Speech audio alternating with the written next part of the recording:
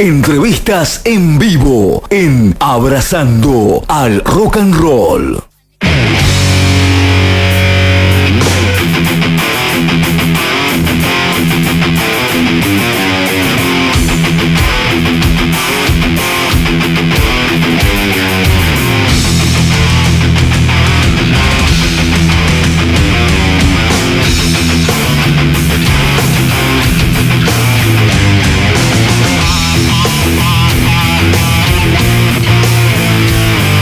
En estudio tenemos 19 minutos de la hora 22. Bueno, ya lo tenemos ahí del otro lado a un gran, pero gran músico, ¿no? De la escena, del metal, del heavy metal argentino. Un músico que participó en B8, en Logos. Bueno, ahora está con su actual proyecto que después de algunos años le volvió a dar vida, como es Cruel Adicción, una banda de heavy metal formada tras la disolución del año 1998. Bueno, en el 2013 Cruel Adicción sacó su primer y único disco llamado Resurgir. Entre el 2004 y el 2010 hasta, bueno, la banda se separa. Porque, bueno, Miguel ahí había vuelto a Logos y en el 2010 Miguel volvió, digamos, a tocar con Cruel Adicción, alternando con su rol en Logos, y desde su separación en el año 2013 se dedica completamente, bueno, a este grupo en cuestión. La banda está conformada por Miguel Roldán en guitarra y coros, Adrián Di Francesco en voz, Germán Cayete batería y Diego Mancilla en el bajo. Ahí los saludamos. ¿Qué tal, Miguel? ¿Cómo estás? Buenas noches. Un gusto y bienvenido. Hola, ¿qué tal? ¿Cómo estás? Muchas gracias por la introducción. Muy bien, acá estamos, tranquilo en casa y bueno, ansioso de poder charlar con vos. Sí, la verdad que ya de movida, ahí fuera de aire te comentaba de que hay mucha gente que estaba a la espera por escuchar tu testimonio, tus palabras, tu visión acerca de todo lo que conlleva, ¿no? Condice con la escena del heavy metal argentino, además obviamente de repasar tu carrera. Pero antes de todo eso, comentame cómo has ido llevando esta pandemia, este momento muy atípico que digamos nos sorprendió de una manera tal de que hasta el día de hoy sigue esa incertidumbre por saber qué es lo que va a pasar. Así que nada, ¿vos cómo has ido transitando esta pandemia? Y bueno, como todos, tratando de acomodarme a la circunstancia. Lo que más cuesta en estos casos es cambiar el paradigma de todo lo que uno estaba haciendo, como para empezar a idear una nueva línea de trabajo. O sea, yo en mi caso, por ejemplo, daba clases presenciales en casa y al dejar de hacerlo tuve que empezar a darlas por Skype y bueno, por suerte más o menos me pude acomodar, pero bueno, al mismo tiempo empecé a hacer un trabajo de producción artística con una cantante, actriz que se llama Fabiana Roth. Y me la voy rebuscando de esa forma, ¿no? O sea, trabajando en lo que a mí me gusta, dando clases de guitarra, haciendo producción artística y vendiendo mis libros también, así que estoy en esas cuestiones, tratando de sobrevivir como todos. Bueno, hablando con músicos, hay algunos que hacían mención a que los primeros meses la pasaron, digamos, tranqui, un tanto, digamos, bajando esa adrenalina que tenía la cotidianidad, ¿no? Lógica de los días, y es como que los dos primeros meses o el primer mes sirvió como para bajar cambios, para encontrarse uno mismo, para encontrarse con la familia, compartir más tiempo, pero después como que ya empezaron a caminar por las paredes porque obviamente empezaron las restricciones, obviamente no hay shows, los espectáculos no se sabe cuándo van a volver, y es como que a algunos músicos les ha pegado esto de una manera diferente. Algunos, digamos, son conscientes de que, bueno, en algún momento vamos a volver, hablo desde nosotros como público y ustedes como músicos, y otros que les está pegando mal, digamos, no sé si decir hasta el punto de una, si se quiere, depresión, porque hay algunos que por ahí tocando podían generar una especie de dinero, y es como que se han inserto, digamos, en un mundo donde la verdad todos se llenan de dudas. Vos, ¿cómo fuiste piloteando esta situación? Obviamente preguntándote así de manera personal. Bueno, a mí me ha ayudado el hecho de haber estudiado música y de poder seguir haciendo lo que me gusta sin depender de tocar en vivo. De todos modos, bastante golpeado veníamos porque anteriormente a la pandemia ya económicamente se veía muy difícil la escena. El año pasado tocamos muchísimo y estábamos tocando por un público de 50 personas, o sea, la gente no asistía a los shows por una cuestión económica. Yo en un principio pensé que me estaba pasando a mí, pero después hablando con algunos colegas estábamos todos más o menos en la misma situación, y entonces yo creo que a partir de ahí tuvimos que reacomodarnos cada uno en lo que podía, ¿no? Yo sé que hay muchos músicos que por ejemplo no se dedican a dar clases y les es más difícil. Yo en mi caso, bueno, tuve la suerte de haber invertido unos cuantos años en mi vida estudiando, y de todos modos yo clases de guitarra doy desde hace 20 años o más. O sea que no ha cambiado para mí tanto en ese aspecto, solo que tuve que empezar a hacerlas por Skype. Entonces, pero esto nos ha agarrado también en el medio de una grabación, porque nosotros estábamos preparando el disco de Cruel Adicción, el próximo disco, y tuvimos que dejar de juntarnos, porque si bien estamos haciendo algunas cosas a distancia, nosotros entre los integrantes de la banda no vivimos muy cerca. Entonces se nos complicó un poco y se nos postergó el proyecto de la nueva grabación. Bueno, antes de tocar, digamos, el tema o entrar en detalles de esta nueva producción de Cruel, comentarle a la gente que en Santiago algunos no estaban al tanto de que se volvió a activar la banda, otros sí, por supuesto, pero comentarles a todo aquel que estuvo desprevenido o que te perdió el rastro, cómo surgió nuevamente la idea de activar Cruel Adicción y obviamente de comenzar una nueva etapa con nuevos músicos. Sí, bueno, el tema fue que en el 2003, cuando sacamos el primer disco de Cruel Adicción, el disco salió por un sello muy chiquito, independiente, y no tuvo la promoción necesaria como para llegar a todos lados, no tuvo los medios. Se hicieron muy pocas tiradas de ese disco y la gente lo fue descubriendo paulatinamente con el tiempo. Hoy sí lo puedes encontrar en YouTube, completo, y los temas y todo. Pero en aquel momento es medio como que la gente no se enteró. Y después de muchos años, cuando Logos volvió a separarse definitivamente, ponele, yo, bueno, en un principio comencé a tocar con amigos, o sea, yo no tenía la idea de hacer una nueva banda porque la verdad que la experiencia con Logos me había dejado bastante sin energías como para seguir comprometiéndome a un nuevo proyecto. Entonces simplemente pensé en tocar con amigos, pero de a poco se fueron ofreciendo por Facebook músicos donde me decían: mirá, si querés probarme, audicionarme, me gustaría tocar con vos, y qué sé yo, y la banda se fue armando sola. De todos modos, yo en un principio dije, bueno, son chicos que se ofrecieron tocar conmigo, todos buenos músicos, no tuve que probar a nadie, simplemente que los 4 primeros que me escribieron son los músicos que tengo hoy. Y después de 4 o 5 años de estar tocando juntos, solamente como Miguel Roldán, ¿no? Yo salía con mi nombre, Miguel Roldán.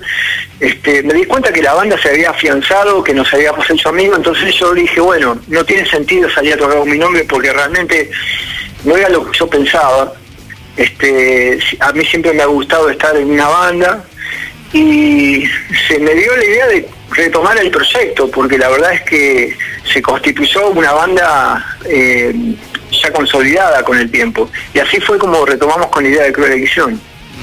Y comentame cómo han sido las primeras presentaciones ya con este regreso concreto de Cruel, cómo viste la repercusión de esos shows en la gente, cómo te sentiste vos, cómo viste a este grupo. Yo vi por la plataforma de YouTube, hay algunos videos en vivo de esta nueva formación de Cruel, y la verdad impresionante lo que suenan, todo muy parejito, pero contame vos las sensaciones de esta vuelta ya, digamos, trasladada a los vivos.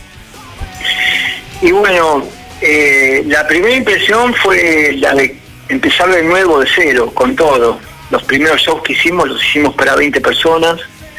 Y realmente a mí siempre me gustó mantener un perfil muy profesional dentro de la música, sea con quien sea, y tocar con gente que toca bien.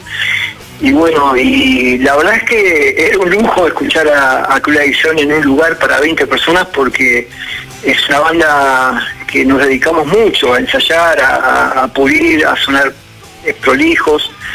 Y después tuvimos un crecimiento de público que después se atenuó con la crisis a partir de estos últimos años que se dio en el gobierno anterior. Y bueno, se hizo difícil. De todos modos, empezábamos a grabar en estudio y sacamos un adelanto de 2 temas nuevos. Uno se llama Confronta tu ser y el otro se llama Triunfante, y lo pueden encontrar en mi canal de YouTube. Para los que quieran inscribirse, ahí también estoy haciendo algunos videitos charlando con la gente. Y bueno, nada, es como comenzar de nuevo. En la música siempre se comienza de nuevo. Sí, totalmente. Es como que te vas reinventando y a su vez cada año que pasa te vas, digamos, encontrando con nuevas cosas, desde conocimientos, desde técnicas, porque uno como músico y en la vida misma uno sigue aprendiendo, y obviamente me imagino que todo eso ya fue volcado y se va a poder apreciar en el nuevo material que se viene. Sí, sobre todo de una persona como yo, que a mí siempre me ha gustado ser creativo y siempre mirar para adelante con la música, y estábamos armando un disco con muchas cosas nuevas, tratando de hacer una progresión en la música, que no sé si a todo el mundo le va a gustar, porque no está tan estructurado dentro del heavy metal, pero sé que de todos modos la mano de la música que yo siempre supe hacer va a estar ahí plasmada, y va a ser un disco bastante experimental. Ah, mira, qué buen dato, la verdad. Bueno, para hablar acerca del disco Resurgir, que bueno, hace unos años, para ser más preciso, en el 2016, a través de un sello que viene pujando desde hace un montón de tiempo con muchas bandas de heavy metal argentino, como es Icarus Music, bueno, ha relanzado Resurgir.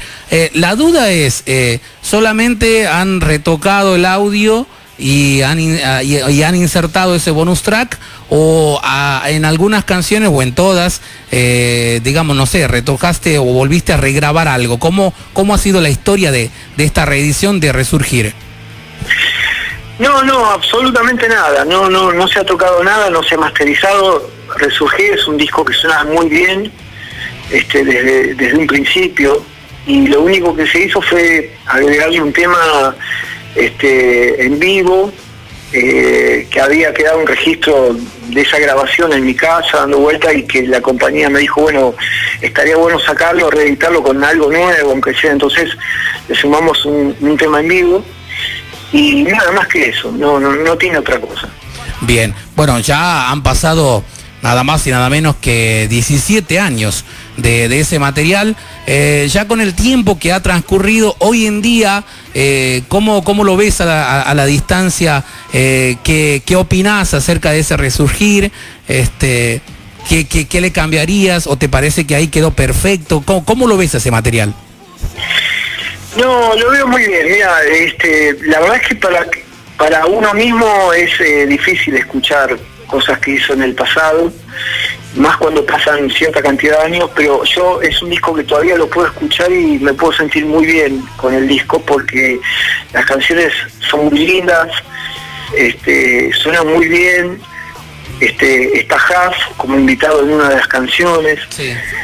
Y la verdad es que fue grabado en un momento bastante complicado de mi vida, y todo lo que volqué ahí en las letras son letras muy personales, y la verdad es que a veces uno no toma mucha conciencia de lo que uno escribe, cómo le pega a los demás, ¿no? Pero muchos me han dicho que hay muchos temas que le levantan el ánimo, que lo ayudan a seguir adelante, y creo que esas letras las escribí como pensando en que me hubiese gustado que alguien me dijera todo eso a mí. Claro. Así que es un disco muy personal. La idea en ese momento, al confeccionar este material, era como hacer algo, como vos decís, muy personal. Además es un disco muy fresco y muy contundente en cuanto al audio. Digamos, ¿lo pensaste de esa manera, de tal forma de que se despegue, digamos, de lo que venías haciendo con Logos? No, lo único que pensé en ese momento fue que yo, para componer para Logos, siempre pensaba en que, bueno, que Logos tenía un mensaje universal y que lo iba a cantar un cantante que tenía que interpretar algo con lo que estuviésemos totalmente los dos de acuerdo. Y yo es como que componía mucho pensando en Samar porque él tenía que interpretar las canciones. Yo con Colección me desligué un poco de eso y simplemente escribí pensando en lo que me gustaría decirle a la gente desde lo que yo mismo sentía, y entonces se fue creando como un mensaje un poquito más personalizado. Y lo que pensé en un principio era que quería hacerlo con más canciones, más que nada. No es un disco tan heavy, si bien hay un par de temas que son heavy, son canciones que es el rubro donde yo mejor me muevo. A mí me gustan mucho las canciones que tengan formato de canción, pero que suenen pesadas y que tengan linda melodía. O sea, por eso es un disco que el día de hoy lo escucho y me gusta mucho, me agrada. Bien. Bueno, ahora, como bien lo manifestabas, estás ahí, digamos, puliendo el nuevo material de Cruel Adicción. Bueno, antes de que se separase Logos, si no mal recuerdo, en un Cosquín Rock, en uno de los últimos Cosquines Rock de Logos, hubo como un adelanto de un disco nuevo que se venía de Logos, que obviamente quedó trunco por la separación de la banda. Algunas de esas canciones, digamos, que iban a formar parte de ese material de Logos, obviamente con las modificaciones del caso, me imagino, ¿formarán parte de lo nuevo de Cruel Adicción o no va por ese lado? Sí, algún material, por ejemplo, el tema Triunfante, que lo tiramos como adelanto, es un tema que yo ya lo tenía compuesto, pensado para el próximo disco de Logos, y realmente le he retocado algunas cosas, como ya te decía, para personalizarlo un poco, y mucho material que yo tenía escrito. Yo prácticamente tenía escrito 10 canciones para el próximo disco. Tuve que descartarlas porque pensé que eran como demasiado heavy para lo de Cruel Adicción, y modificar algunas de ellas.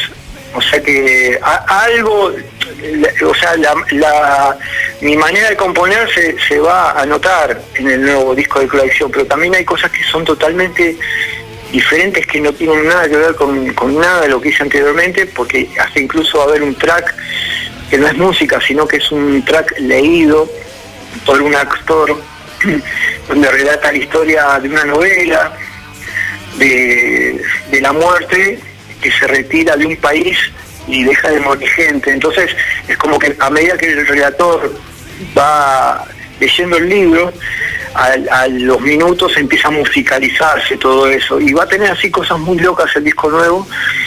Y bueno, no estoy haciendo el disco pensando en que la gente le puede gustar o no, sino que estoy haciendo lo que a mí me gusta realmente. Así como el otro tema que presentamos, por ejemplo, Confrontando a tu Ser, es un tema que yo armé con la gente del Facebook. O sea, que fui, digamos, proponiéndole, por ejemplo, esto se inició a partir de que yo le propusiera en mi muro de Facebook a la gente que me dijera 3-4 notas, y con esas 3-4 notas empecé a hacer un tema, y cada vez que grababa una partecita lo colgaba y la gente me decía cómo le gustaría que tuviese que seguir. Y a partir de ahí fui conformando una canción, y después me mandaron como 100 letras, elegí la que más me gustaba y la puse, y ese es el tema Confrontando tu Ser. Así que el disco nuevo va a tener cosas así muy locas. Bien, y en cuanto a la lírica de este nuevo material de Cruel, ¿cómo van a ser? Ya que, bueno, como también lo decías, en aquel primer disco de la banda tenía ese toque muy personal tuyo en cuanto a la lírica. En este, ¿cómo va a ser? ¿Va a ser un poquito de esa manera o una mezcla con lo relacionado con la sociedad, con la realidad actual? ¿Por dónde viene la mano? Mira, la lírica va a ser muy abierta porque dentro de todo lo nuevo que yo te estaba comentando que iba a tener este disco, yo empecé a grabar muchas cosas en la calle, en los subtes, en los lugares así con gente. Entonces, digamos como que cada tema va a ser una historia diferente. Si bien no va a ser no va a ser un disco conceptual, yo considero que va a ser un disco paisajista, o sea, donde desde la primera canción la idea es que vos sientas que alguien te agarra de la mano y te lleva por diferentes lugares. Entonces, cuando un tema termina, se escucha el murmullo, por ejemplo, que estás bajando al andén de un subte y que cuando empieza el vagón se cierran las puertas, empieza el nuevo tema y cosas por el estilo. Entonces, como que la lírica es muy abierta, te lleva por diferentes lugares y por diferentes situaciones. Por ejemplo, va a haber una canción cantada por una cantante, mujer, que habla sobre una historia de amor, que es la primera vez que yo escribo sobre eso, y después ese tema va a tener una parte B, después de unas canciones que mi cantante le responde como si fuese la pareja que le responde, ¿no? O sea, va a tener cosas así muy locas, pero bueno, la idea justamente es hacer cosas nuevas porque es como uno se siente vivo como músico, ¿no? Claro. No repitiéndose ni apoyándose para mí sería muy fácil apoyarme en los éxitos del pasado, hacer temas parecidos a los que ya hice, pero no me sentiría contento como músico el hecho de poder permitirme hacer cosas nuevas. Claro, totalmente. Y este nuevo material, estimativamente, como para que todos tengamos una idea, ¿cuándo más o menos podría estar en las calles? Mira, la idea era, yo había hablado con la gente de Icarus, que me dio el ok para hacer este disco, y después la idea fue la de ir grabándolo de a poco y paulatinamente ir sacando, digamos, los temas, presentándolos, porque hoy un poco también tenemos el tema de que la plataforma del formato CD como disco ya no funciona como funcionaba en otros tiempos. Hoy discos se venden muy pocos, y yo creo que las plataformas digitales son los que promueven la música nueva, y entonces nosotros pensábamos ir presentando y adelantando temas en la web hasta completar, digamos, la cantidad necesaria para un disco, y recién ahí seguramente hacer una tirada así. O sea que no tenemos una fecha determinada para el disco porque la idea era ir como adelantando los temas de a poco. Ah, bien. Y en cuanto digamos, a moldarse a la actualidad que vivimos en cuanto a shows y demás, que todo es vía online o streaming, ¿han contemplado, han barajado esa idea de por ahí lanzar un streaming en vivo con Cruel, o no va esa onda, como no la contemplan, digamos, del todo? Mira, es algo que yo he hablado con la gente de la sala de ensayo donde yo estoy, que también cayó en un plano de inactividad, obviamente, la sala de la Cripta, que es una sala donde pasamos muchas bandas de heavy metal de acá, donde está el proyecto de empezar a hacer recitales, screen, y de repente se quedó medio ahí en el aire porque también es dificultoso ponerlo en funcionamiento por el costo. Eso tiene un costo de cámaras, de un montón de cosas. Y por otro lado también está la duda de ver si a qué punto la gente le gustaría ver algo hoy por hoy de una banda en la red, cuando en realidad puede ver de esa banda mejores videos y mejores músicas, mejor grabados. O sea, es algo que no tenemos muy definido realmente. ¿Viste? Si yo conociese o si supiese que hay una demanda de gente que realmente estaría interesada por vernos de esa manera, y seguramente trataríamos de hacerlo, pero realmente no estoy muy seguro de eso. Bien. Bueno, ahora vamos a hacer un poco de retrospectiva, y hoy con el tiempo y más con el heavy metal argentino, con el metalero argentino que, digamos, es muy pasional con las bandas de cabecera y con las bandas que han dejado su sello y que obviamente a vos te deben recordar mucho tu paso por B8, tu paso por Logos. Hoy con el tiempo para hablar de B8, ¿cómo ves, cómo recuerdas tu paso por esa banda pionera del metal argentino?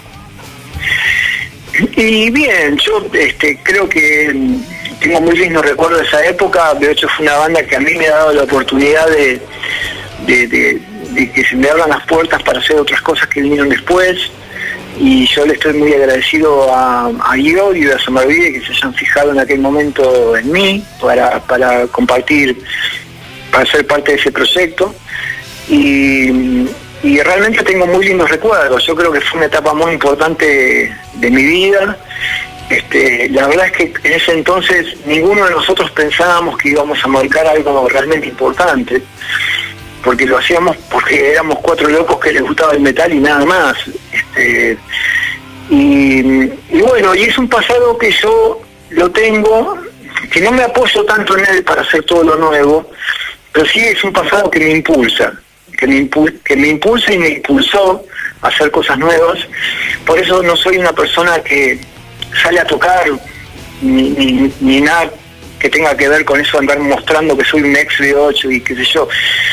Quizás si algún día tenga la oportunidad de ir a tocar con Cruel Adicción a algún país de, no sé, de Latinoamérica o alguna parte del mundo, bueno, sí, tendría que poner en el aviso, porque los mismos productores te piden poner ex B8, creo, pues son bandas conocidas de acá.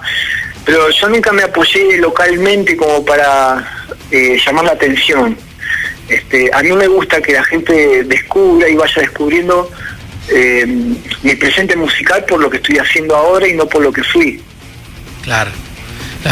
Ahí estaba viendo tu canal ahí en YouTube, y hay una anécdota tuya muy interesante que seguramente mucha gente, más que nada del interior, que por ahí no tuvo la oportunidad de ponerle de ver a B8 en vivo, donde vos comentas cómo entraste a B8, y también ahí das a conocer que antes de tu ingreso a B8 no habías formado parte de una banda de heavy metal, y que, bueno, en un principio vos querías te habían dicho de que ibas a hacer la segunda viola, y que pasaron una serie de cosas para que te digan que vos ibas a hacer la primera viola, y que si tenías huevo tenías que sacarlo solos, porque no tocabas solo. Contale un poquito a la gente de esa anécdota. Bueno, claro, porque yo venía de tocar, primero y principal, que cuando yo empecé a armar mis primeros grupos a los 14, 15 años, que estaba en el secundario, no existía el heavy metal. Yo sí estaba Led Zeppelin y Purple como referentes de la música pesada, pero yo empezaba a escuchar todo eso, y la música estaba menos segmentada. O sea, cuando hablábamos de rock, hablábamos de Pink Floyd, como hablábamos de Purple, como hablábamos de Genesis y de Yes. O sea, no es que había heavy metal y todos los estilos que hoy conocemos que están totalmente separados. Hoy me parece increíble que, por ejemplo, gente que le guste el metal clásico no escuche el thrash, y gente que le guste el thrash no escuche el death y todo ese tipo de cosas. Antes estaba todo metido en una misma cosa, y me parece que estaba muy bueno eso para abrir cabezas y para que la gente sea muy respetuosa del gusto de cada uno. Pero en aquel tiempo yo empecé con mis primeras bandas tocando rock pesado elaborado, porque por un lado escuchaba rock pesado y por otro lado escuchaba bandas como Yes, después Rush, y eran bandas que, por ejemplo, la banda que yo tenía antes de entrar en B8 se llamaba Rigel, era una banda que imitaba mucho el estilo de Rush, de la banda canadiense, de los primeros discos que eran pesados y elaborados, y que el violero no hacía punteos. Entonces yo no hacía punteos, yo no me especializaba en hacer punteos, y cuando Giardino se fue de B8, yo propuse poner otro guitarrista, otro primer guitarra, y bueno, los muchachos no quisieron, y medio me dijeron eso, ¿no? Como, no tenés huevo para tocar solo, y sí, bueno, y ahí tuve que ponerme a tratar de hacer punteos, y así fue como salimos y grabamos después El Fin de los Inicuos. ¿Y cómo fue ese primer show donde vos subiste como primera viola? ¿Qué te dijeron los muchachos al finalizar? ¿Qué recordás de todo eso? Bueno, yo recuerdo que subí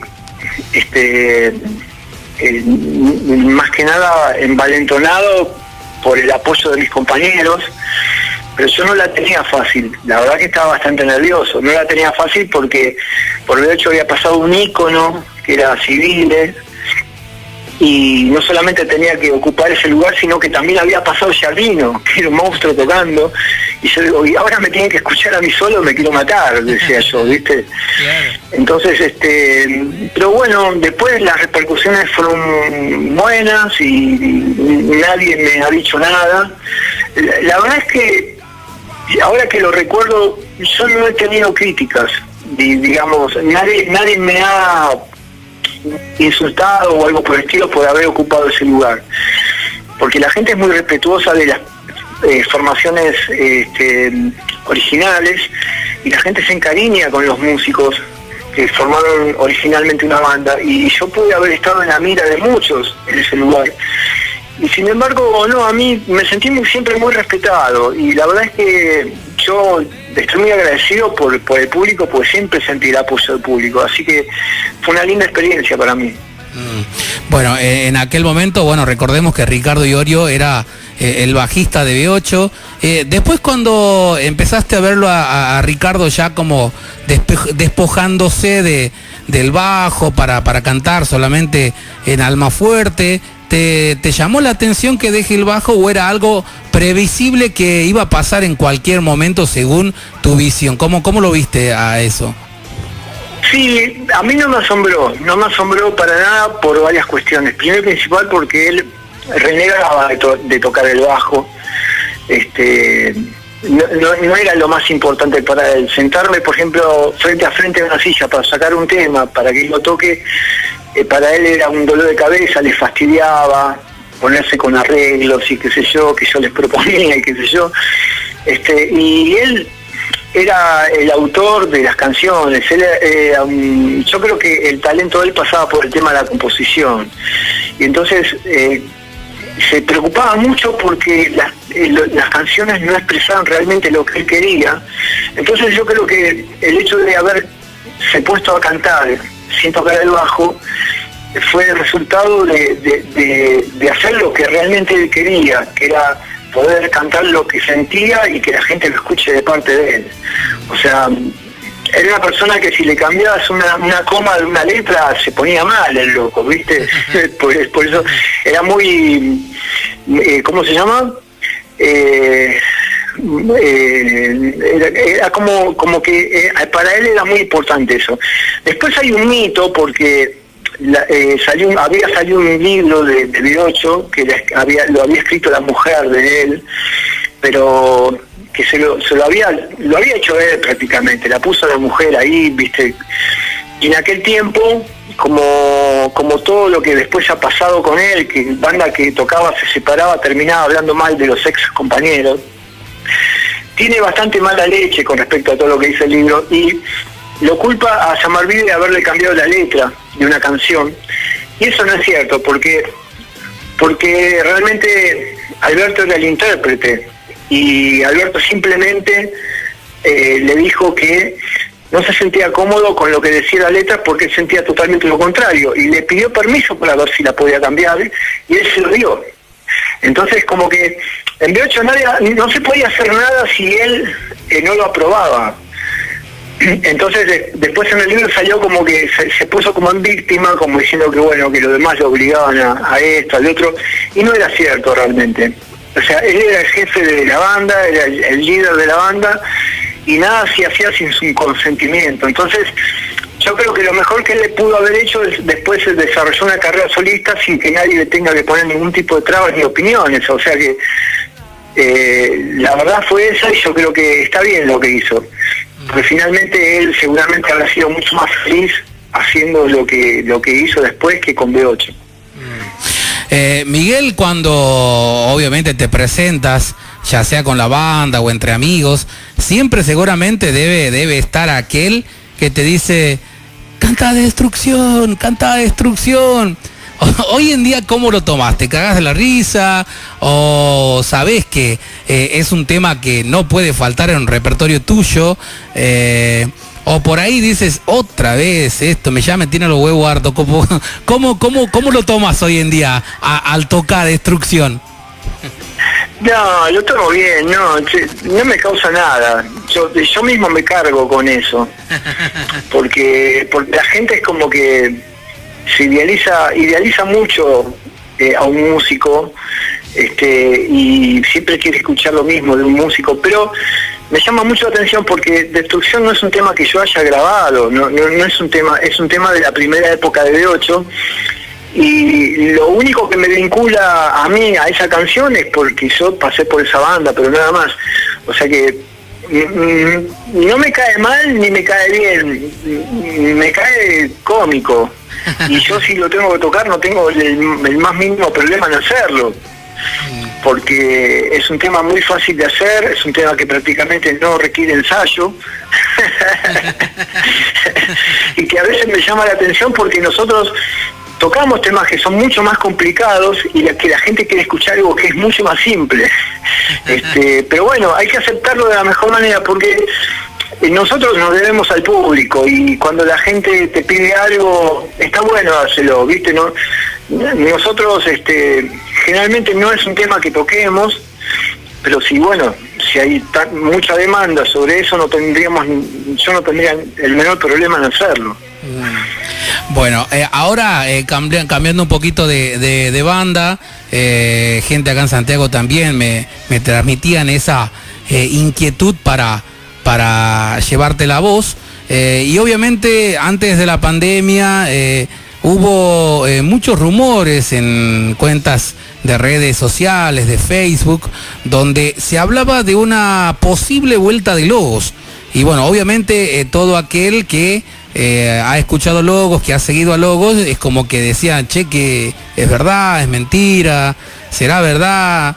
Y bueno, nada, más o menos hablamos ahí en privado de eso con vos, pero contale un poquito a la gente acerca de esos rumores, si hay algo de eso, si no hay nada, qué tendría que pasar para que vuelva Logos, porque bueno, sabemos que se separaron por diferencias más que nada de criterios y entre otras cosas, y que se separaron en el mejor momento, creo, de Logos, cuando estaban a punto de grabar otro disco. Pero ¿qué tendría que pasar, Miguel, para que, digamos, haya un regreso de esta banda tan importante del metal argentino como lo fue Logos?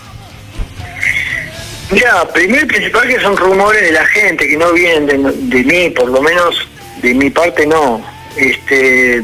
Yo no tendría ningún problema, porque en definitiva Logos era mi banda. O sea, la banda que Samarvide y yo habíamos fundado, o sea que no es que estaría volviendo a hacer algo que no tiene que ver conmigo. O sea que yo no tendría ningún problema. Las diferencias se dejan de lado porque con el tiempo, qué tan importante puede ser la diferencia. La diferencia que hubo entre Beto y yo es que él quería volver a hacer algo parecido al B8 y yo quería hacer algo nuevo. O sea, yo quería seguir progresando en la música. Él veía que los temas que yo últimamente había hecho eran bastante complicados, se habían vuelto como muy, no sé cómo fue el término que me dijo, como muy elaborados. Modernos. Y yo no creo que sea así. Yo realmente apostaba a hacer siempre una progresión y no repetir fórmulas hechas. Y él, yo creo que estaba muy metido con B8 en la cabeza y con B8 y con eso y con su pasado. Hasta el día de hoy yo creo que si él se presentara en la Argentina, pondría ex B8, como si necesitara ser presentado como ex B8. Entonces, hay una diferencia de criterio, no solamente musical, sino también de visión de lo que es el marketing. Y causa de eso la tenía nuestro manager. O sea, yo pienso que nuestro manager nos perjudicó, creo que influyó en él. La culpa la tengo yo igual, no le estoy echando la culpa a nadie. Yo aprendí con el tiempo a ser responsable de las cosas que yo decidí hacer, porque al manager lo puse yo. Y puse un fanático de B8, ¿viste? Entonces como que le alimentó eso a Beto en la cabeza y Beto se quedó con eso, de que él era B8 y qué sé yo, y el cantante B8 y el primer cantante qué sé yo, de acá, de allá.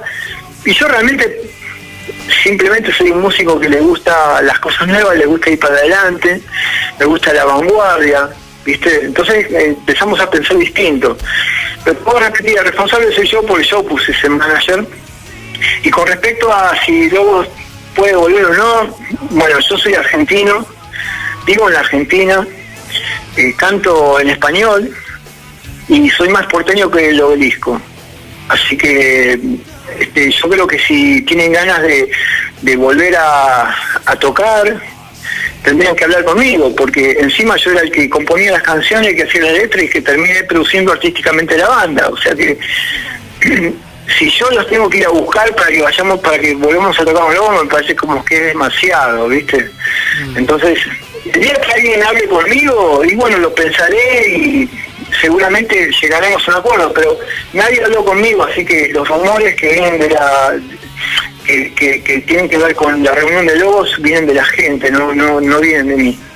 Bien, bueno, ahí clarito con tu opinión y con tu descargo, ¿no?, acerca de esto, que obviamente habrá entusiasmado a más de uno, sí. Te quiero aclarar una cosa, Lobos es una banda argentina, y yo quiero que nos mostremos como una banda argentina, que hablamos en español, que cantemos en español.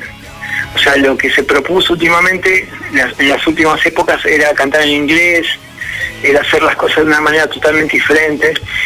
Y yo creo que acá hay un público al cual todavía le tenemos que decir muchas cosas. Y yo creo que uno tiene que pensar en lo de uno. Por ejemplo, nuestro público está acá en Argentina. O sea, si nosotros logramos ser una banda muy importante en Argentina, seguramente que llamaríamos la atención en otro país. Entonces iríamos iríamos con nuestra música como argentinos a mostrar el heavy metal que se hace en la Argentina. Esa era mi idea. Entonces, y sigue siéndola.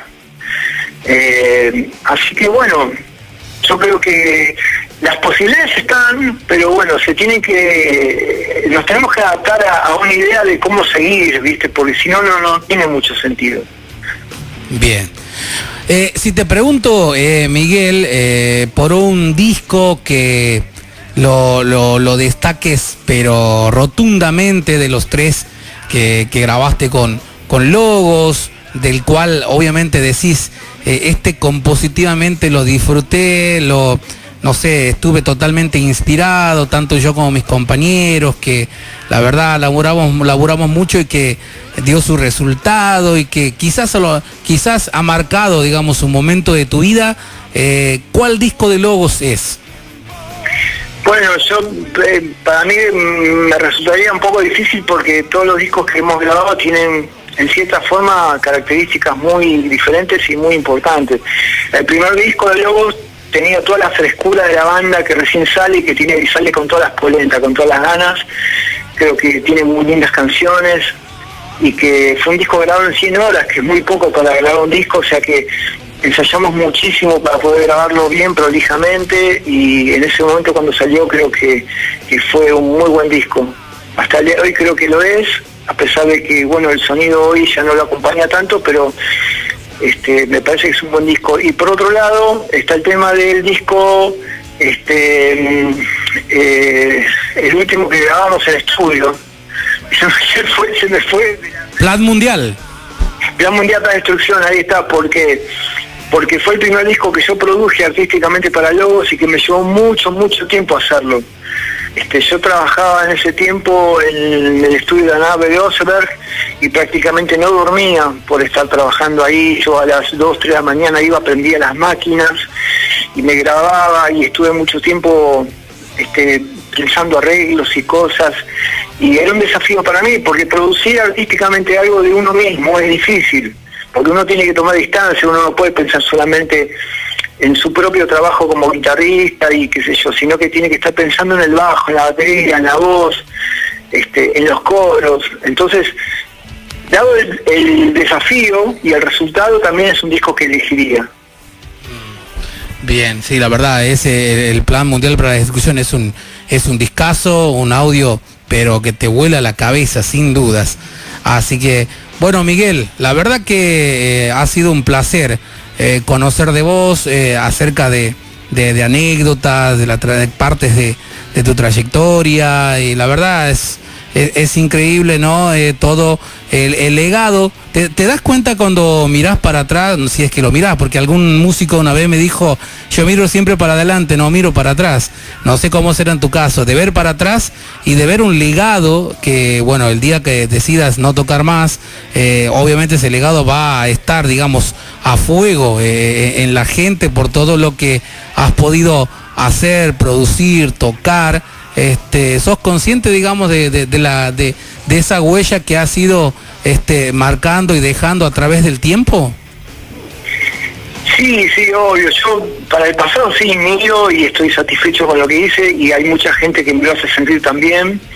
Yo lo que hago pensando en el futuro es justamente el hacer, no el mirar. O sea, pero uno sí mira para atrás, y la verdad es que tengo un pasado que me favoreció, que me impulsó, y le estoy muy agradecido a la gente por el apoyo. Quiero aclarar que yo soy hijo de santiagueño, así que mi papá es de Añatuya. Ah, mirá, sí. Sí, les mando un abrazo muy grande a todos mis hermanos de Santiago del Estero, porque lo siento así, porque vengo de una familia de santiagueños. Así que yo estoy muy agradecido por esta oportunidad que me da de poder llegar a la gente. Y bueno, nada, estamos en contacto para lo que quieras. Sí, muchas gracias. Hablando de Santiago, mucha gente recuerda el paso de la banda en el 2008 en Forres, ahí cuando tocaron con Patán y Gauchos de Acero, que llegaron ahí en una traffic chiquitita que habían tenido complicaciones en el trayecto Tucumán-Santiago, y que por fin llegaron y dieron un show de la puta madre en Forres 2008, presentación de Plan Mundial. Me acuerdo, tocamos en una misma noche, tocamos en Tucumán y después tocamos en Santiago. Me acuerdo que en Tucumán, cuando llegamos, que tocamos primero en Tucumán, nos ofrecieron unas empanadas, y yo le decía a los tucumanos, mira, me dijeron que en Santiago hacen mejores empanadas que acá. Y me decían de todo. Y después cuando fui a Santiago dije lo mismo, me parece que en Tucumán hay mejores empanadas de acá. No, tremendo.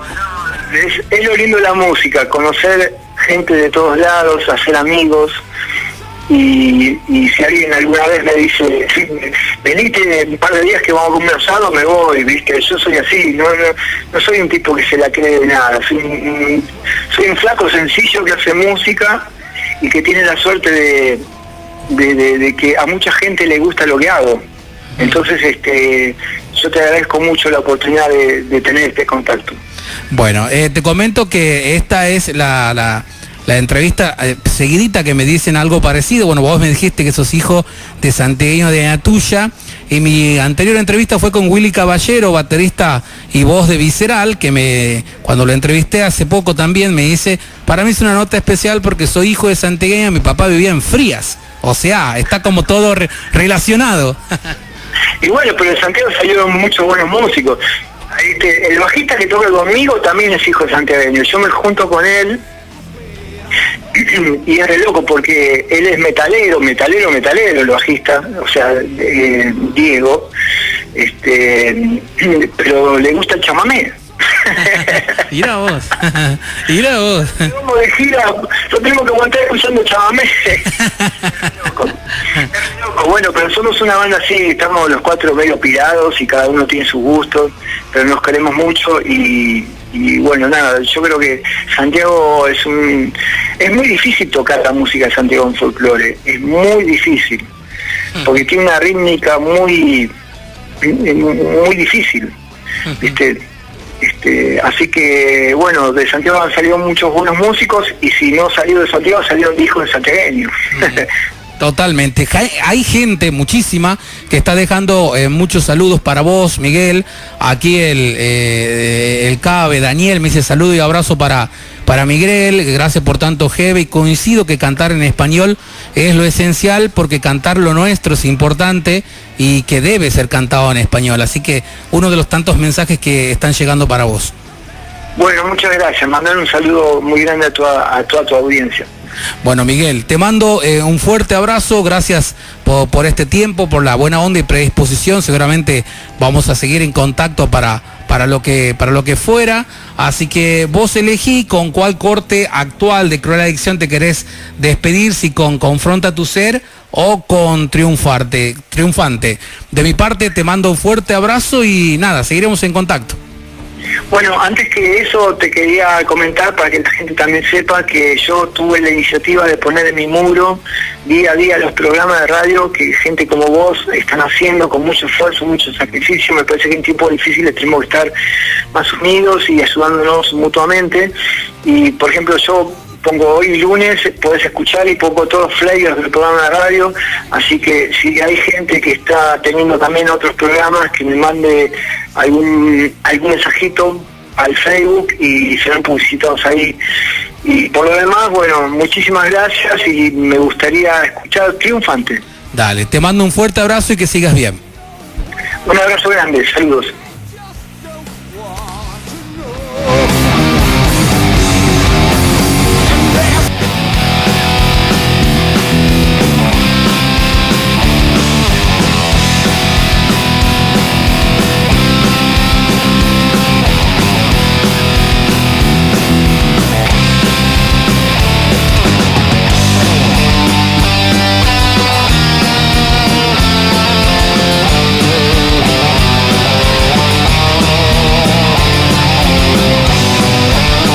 Entrevistas en vivo en Abrazando al Rock and Roll.